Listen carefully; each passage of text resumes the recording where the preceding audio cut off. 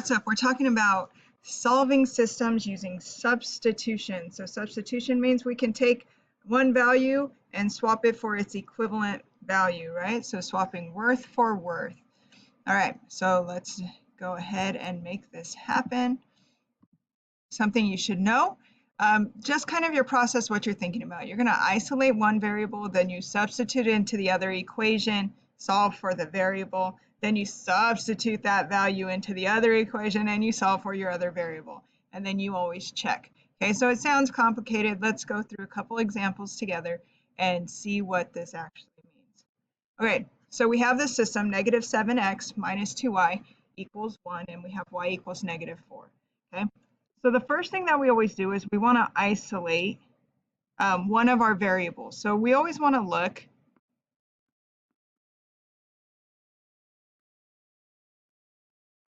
for a coefficient of 1, right? Like we're looking, is there one that's easy to solve for? And coefficient of 1 means it's really easy to solve for. In this case, if I look right here, I'm like, hey, y equals negative 4.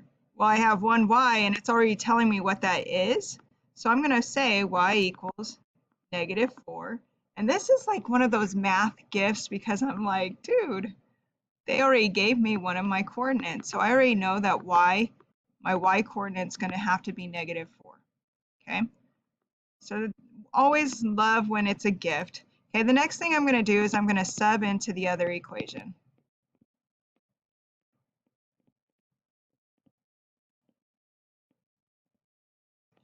Okay, so we're going to use what we already know. I'm going to go into this other equation that I haven't touched yet. So I'm going to do negative 7x minus 2y equals 1. And we're going to sub this negative 4 in for the y value over here, right? So we're going to have negative 7 times x minus 2. And this is negative 2 times y, so I'm doing parentheses to symbolize times, negative 4 equals 1. So we swap out because y and negative 4 are equivalent values. They're the same. Y is negative 4, so we can swap them. Okay, and now we solve for x. Sweet, we've been solving equations. So negative 7x, negative 2 times negative 4, that's positive 8, equals negative 1. We want to get that x alone, so we're going to zero out that 8, equal and opposite. Okay, so negative 7x equals, oh, why did that become a negative 1? Okay, so positive 1 minus 8 is negative 7. Divide by negative 7. And so we get x equals positive 1. Okay, so notice how I did some funky thing where I changed my sign.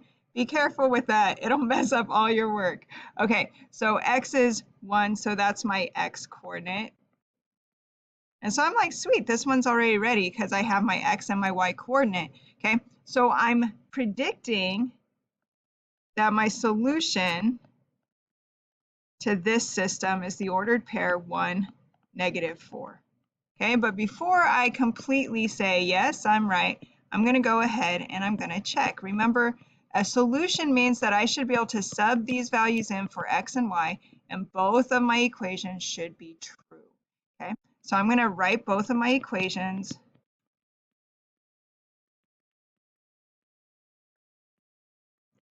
And I'm going to substitute my x and my y into them, right? So negative 7 times x, which is 1, minus 2 times y, which is negative 4, equals 1.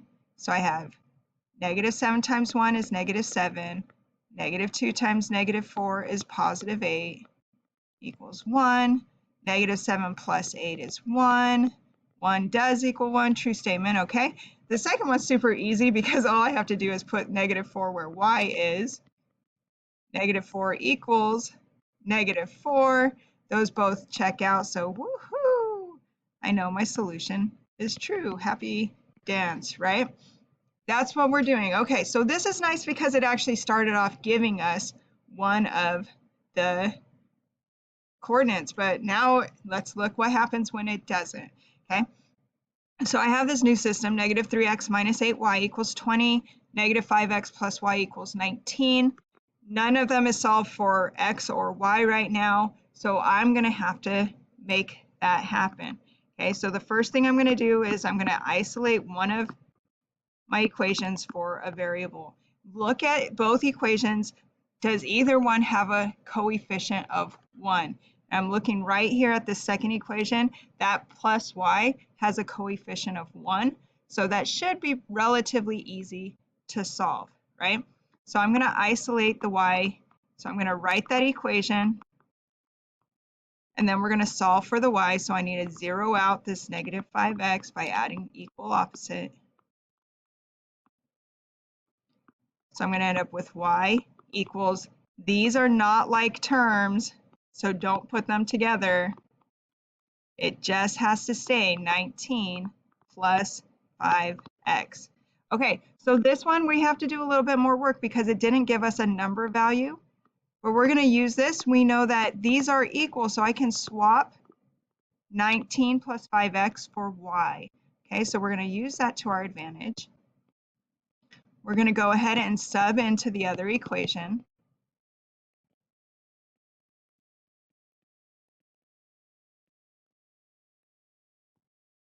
Okay, so I'm going to go back into this equation that I haven't used yet.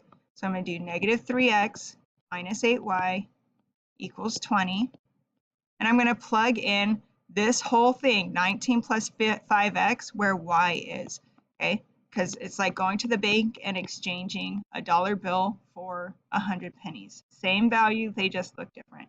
So take out the y, and I'm doing times this whole thing, right? So times 19 plus 5x. So all of that's in my parentheses to show I'm going to have to multiply times all of it, right?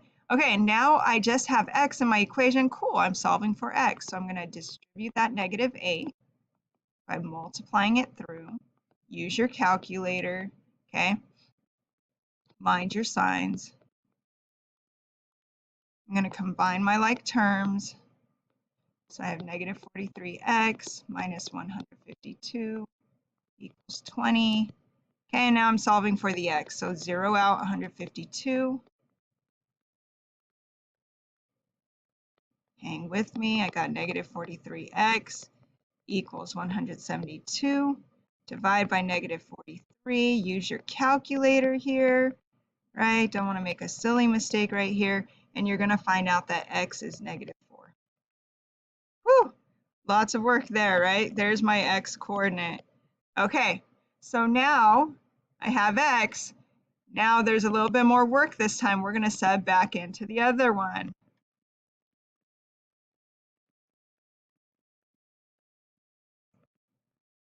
Okay, don't freak out that you're going substitute, substitute, substitute, substitute. So I'm going to go back to that other equation. And I'm going to sub in this negative 4 for x right there. So negative 5 times x is negative 4.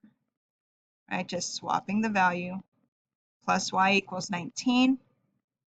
20 plus y equals 19. Isolate the y. We get y equals negative 1. Okay, so we're saying right now, my prediction is that the solution should be negative 4, negative 1. That point should make it true, right? So then we just go and we do our check. That's always your last step. Do the check, because a solution means if I plug in these x and y values, it should make both equations true. Okay, so I'm going to have negative 3x minus 8y equals 20. And then I'm going to check negative 5x plus y equals 19. Substitute the x and the y in. Okay, so negative 3 times negative 4 minus 8 times y is negative 1. Does that equal 20? So I have negative 3 times negative 4 is 12. Negative 8 times negative 1 is positive 8. And 12 plus 8 is 20. So 20 equals 20 is a true statement. And now substitute on the other side. Negative 5 times x, negative 4, plus y is negative 1 equals 19. So we get 20 minus 1. Does that equal 19? And 19 equals 19. Sweet. Everything checks. They're both true statements when we have the ordered pair -4, -4. Okay, we're going to do it again. Hang with me one more. Here we go. X plus 3y equals 1, -3x minus 3y equals -15. Okay, neither of these gives me one of the ordered pairs. Bummer. Okay, so we go through the whole process. So first we're going to choose one to isolate, and we look for a coefficient of 1, and I'm looking that x looks like a coefficient of 1, so we're going to go ahead and use that equation and solve for x. Okay, so I'm going to subtract to 0 out. X equals 1 minus 3y, not like terms right there, so you have to keep them separate. Okay, all right, so we did that. We're going to swap x for 1 minus 3y. Okay, all right, because they're equal values, so we're going to sub into the other equation.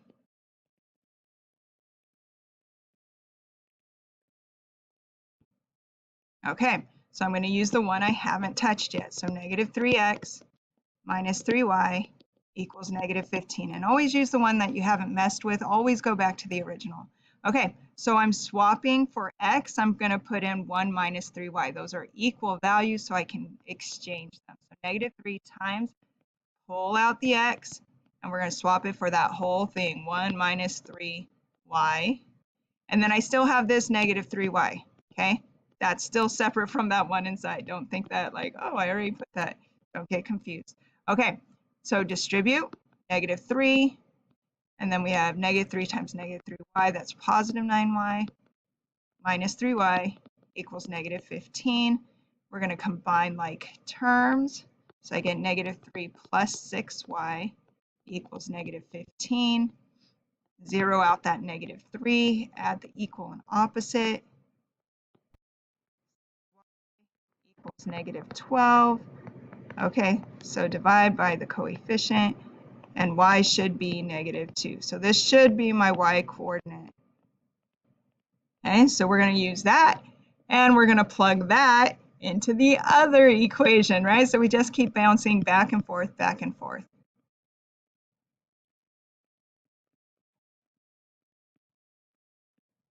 Okay, so I'm going to go back to the x plus 3y equals 1. We're going to sub in -2 for that y value, so x plus 3 times y is -2 now. X minus 6 equals 1. Solve for that x, so 0 out. And we get x equals 7. So our solution, we think, is 7, -2. But we always check because we want to make sure that that ordered pair actually makes both of them true. Okay? All right, so I write both of my equations, and then we sub in and see, are they true statements? Okay, so I'm going to do x is 7 plus 3 times -2 equals 1. 7 minus 6, does that equal 1? 1 equals 1. That's a true statement. Okay, and then I do -3 times 7 minus 3 times -2 equals -15. Sorry, that's a little squished. Okay, so we get -21 plus 6 minus signs equals -15. -15 equals -15. That's true. It makes both of them true. Our solution's right. Happy day. That is what you do. Okay, keep your work very organized. Substitute here, substitute here, substitute here, substitute here, right? Until you get the values that you need. That is solving systems with substitution.